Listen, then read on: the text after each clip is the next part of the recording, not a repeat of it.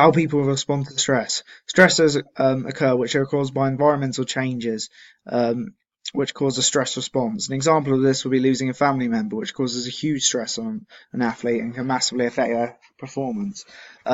Stresses responses where physiological changes occur due to stress, such as increased sweating, heart rate, and blood pressure.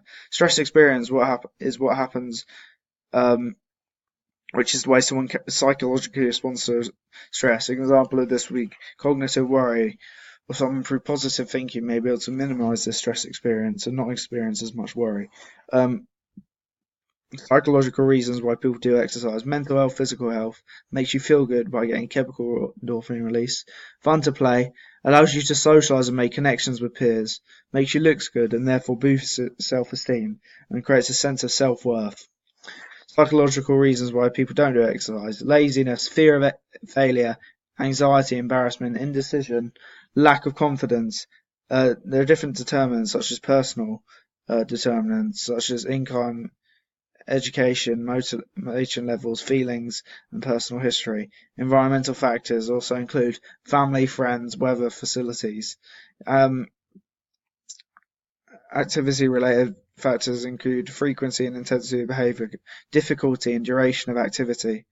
Physical determinants also include injury, age, disability, and obesity. Health belief model. So this refers to how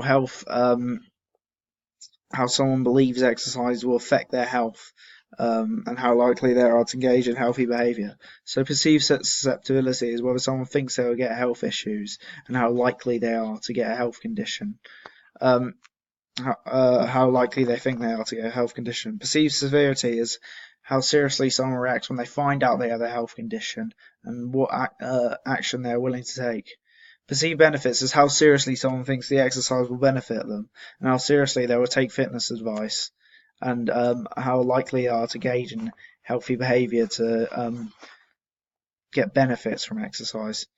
Um, See barriers as a person's perception of the difficulties they'll have to get healthy or get rid of a health condition, and how motivated they are to overcome these barriers. If these factors are in line, and they're willing to do exercise to improve their health, then they're more likely to engage in healthy behaviour and improve their health. Fear of planned behaviour suggests there are three main factors that will create intention and a result in someone doing exercise. These factors include attitude, which is what someone thinks or their opinions on starting exercise, and is it appealing, and are they bothered to do it.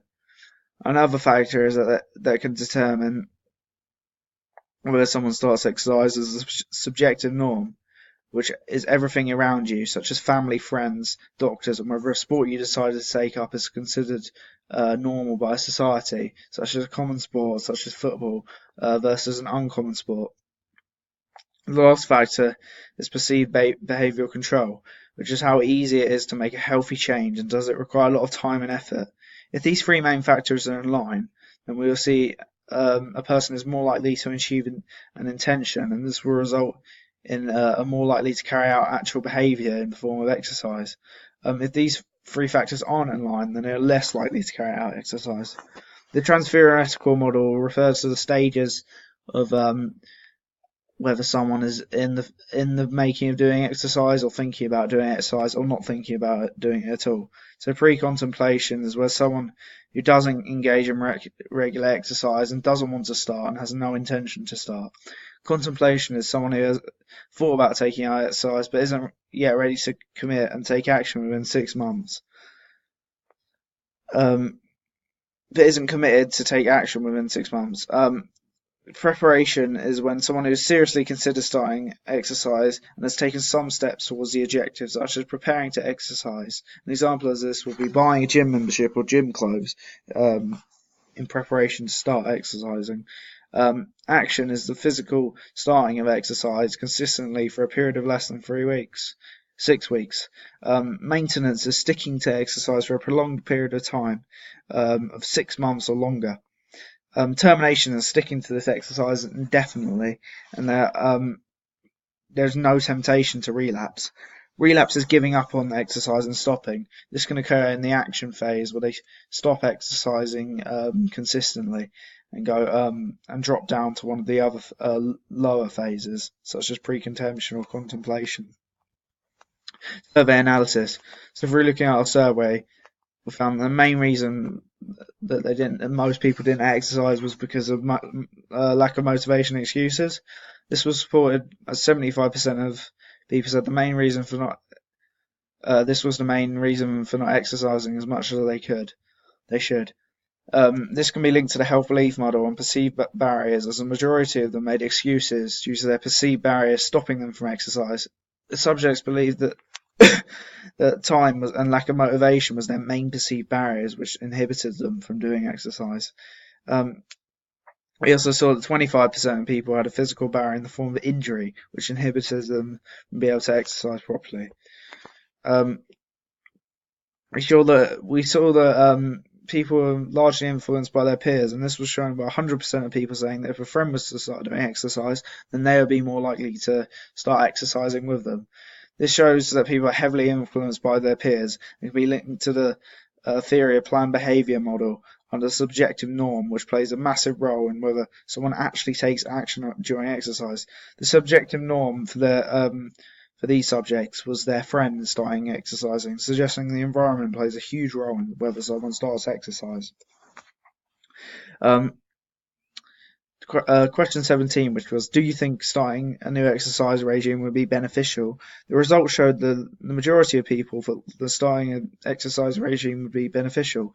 This is supported by a survey. 75% of the subjects said that starting exercise would have a positive effect on their physical and mental health. We saw that 25% of people said that they thought exercise would have a negative effect on their life. This could also be linked to the theory of planned behaviour, as one of the main factors that affects whether someone starts exercise is their attitude towards exercise. If someone has a positive attitude and they think it would benefit them, they're more likely to start. But if they have a negative attitude towards exercise, then they aren't likely to start. So we saw another question, which was, if your doctor told you that you had a health condition that could be helped with exercise, would you take their advice to exercise more? This can be linked to the health belief model under perceived benefits and perceived severity, as 100% of the participants stated that they would not ignore advice from their doctor if they were told they had a medical condition related to lack of exercise. This suggests that the doctor's advice would be taken seriously, which supports the idea of the perceived severity model, as if people are told that they have a severe health condition, they are likely to take it seriously. All the subjects gave us score of higher than 6 when asked how likely they would be to listen to their doctor for advice and the benefits listen to their doctor on the benefits of exercise and the advice they were given to start. This shows the subjects took the benefits of exercise and advice seriously, and supports the perceived benefits within the model, suggesting that the subjects knew that they could get benefits from starting exercise.